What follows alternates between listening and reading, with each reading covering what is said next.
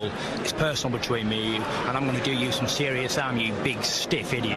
All right, so I'm here with Hector Ferco Fernandez, you know, esteemed manager. I know you manage Venado Lopez, so I wanted to pick your brain about that, man. He's a coveted guy at 126. He's the IBF champion.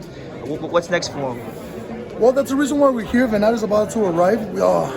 We've been calling out Oscar Valdez. You know, we're cheering for Oscar Valdez. We want to move up in weight to fight Oscar. That's the only reason why we would move up to 130 to fight Oscar. If not, we welcome anyone at 126. Arnold Kigai, I know he's ranked #1. Tomoki Kameda, Angelo Leo. We've been in conversations with Angelo Leo. We would love to make a fight like that. It's a fan-friendly fight. It's a great fight. Leo Mexican American, Venado Mexican. It'll be a great fight, man. I know obviously you're gonna say Venado's gonna win the fight, but stylistically, how do you see that fight, Angelo Leo versus Venado Lopez? No, you know what? I'm actually very, very honest. I'm very neutral. I know what's up, and I always tell people the truth, what I think. I think that out of every last of the opponents that we've had with Venado, I think Angelo Leo would be the most complicated one. Angelo Leo can fight in the pocket. He can take a punch. He can give a punch. We saw it with guys like Stephen Fulton. Even though he lost the fight, he was in the pocket. He was always trading and exchanging. He's got very good angles. I know Angelo Leo ever since he was a little kid. I've been a fan of his career. And the way Venado moves, I think the legs could make the difference between Venado and Angelo Leo. But I would never count out Angelo Leo. I think it'll be an amazing fight. Well, that's music to my ears hearing that you guys are open to the fight, you know? Of course. Always, I know he's man. 13. He gets entered at 13 in the IBF. So. Yes. Okay. He's 13 in the IBF. We can fight up to the 15th ranked with the IBF. He's also going to fight, I think, April 10th. Against Eduardo Baez. Yep. So, and he's fighting a really good guy, which is Angelo Baez. He wins that fight, and I'm guessing he's going to be top 5 in the IBF. Correct. I know. I was at the fight when Venado beat Rhea Abbey. I saw Bruce Carrington go say hi to you guys. I know he's ranked, right? Is that a fight maybe you guys are going to explore? Shushu? Of course, man. Shushu, he's part of the team. We train with Keiko Roma. You spar with him, yeah. We've sparred with Shushu. It's a fight that we would definitely entertain. I don't think that Shushu's up in that level right now.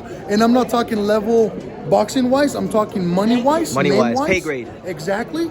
I think it'll be great for Shushu to be main event first, do a couple fights, be in main event in New York, and then we can make the fight happen. I love Shushu, and I look up to him as a boxer, man. Yeah, really down-to-earth guy, but a killer in the ring. A killer in the ring, yeah. And so charismatic. He's like the whole package. yeah. Complete fighter, complete guy. Your division's so interesting because I've said that 2024 is going to be the year of the featherweight division, and so far it's been delivering, with a lot of great fights.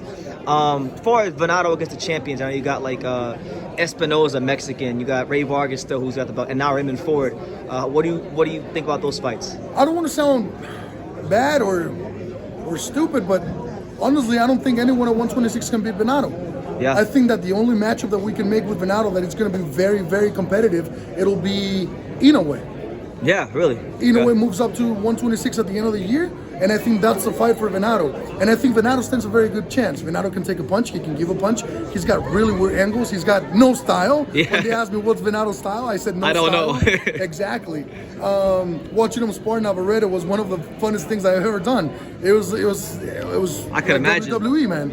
It was two fighters pretty much jumping from the third rope. I mean, it was amazing.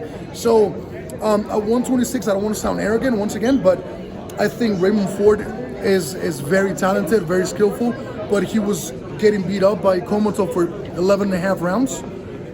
The power and the heart saved him, but can he last 11 and a half rounds with Venado? That's the question. Yeah. Then you have Rafael Espinoza, very flat-footed, very long. Tall. He doesn't use his distance. He's going to try to fight in the short range, and Venado's going to be amazing at that because he's got the legs. Then who else you have? Ray Vargas.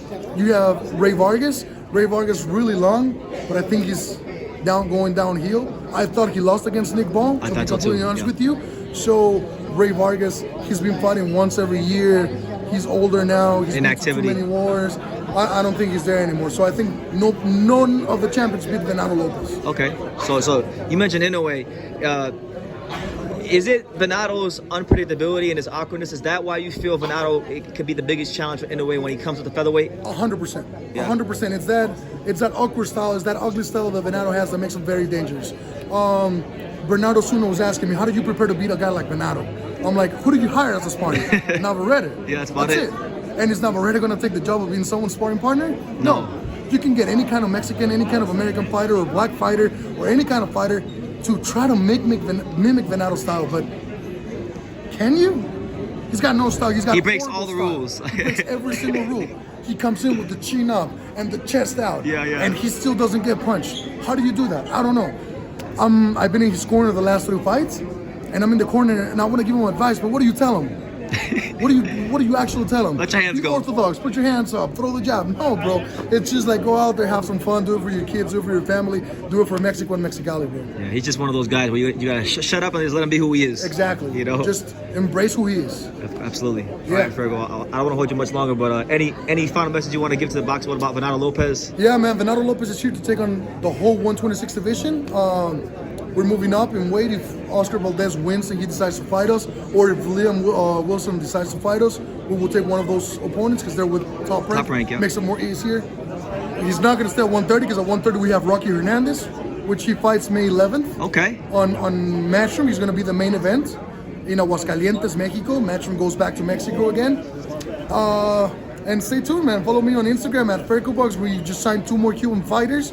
Johanler Martinez, 278 amateur fights. Oh, he's one of those. 278 wins over 6 losses, bro. Okay. This guy is tremendous. He's considered to be one of the best amateurs in history of Cuba, with Erislan de Lara, Andy Cruz, Robesi Ramirez.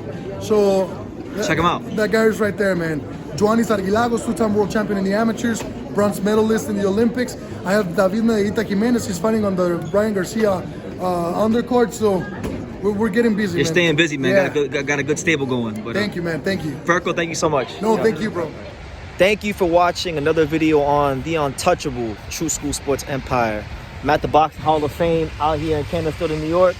And for more great boxing content just like this video, make sure you click and subscribe right over here.